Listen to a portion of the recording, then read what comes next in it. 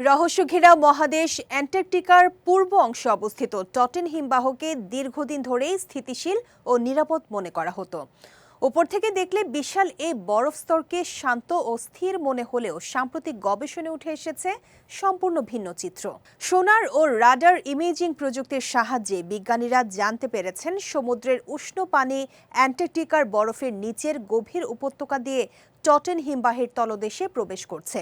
বরফের নিচে থাকা গোপন সংযোগ পথগুলো সমুদ্রের উষ্ণ পানিকে সরাসরি হিমবাহের নিচে পৌঁছে দিচ্ছে, যা ধীরে ধীরে বরফ গলিয়ে দিচ্ছে। বিজ্ঞানীদের মতে টটেন হিমবাহ পূর্ব অ্যান্টার্কটিকার বিশাল অরোরা সাবগ্লেসিয়াল বেসিন অঞ্চল থেকে পানি নিষ্কাশন করে।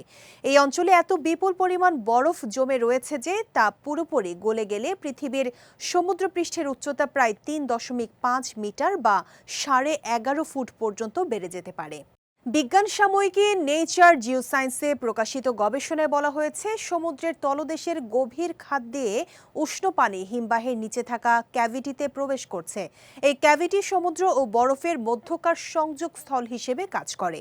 উষ্ণ পানি সেখানে পৌঁছালে আইস শেলফের নিচের অংশ গলতে শুরু করে, যা পুরো হিমবাহের স্থিতিশীলতার জন্য বড় হুমকি হয়ে উঠতে পারে।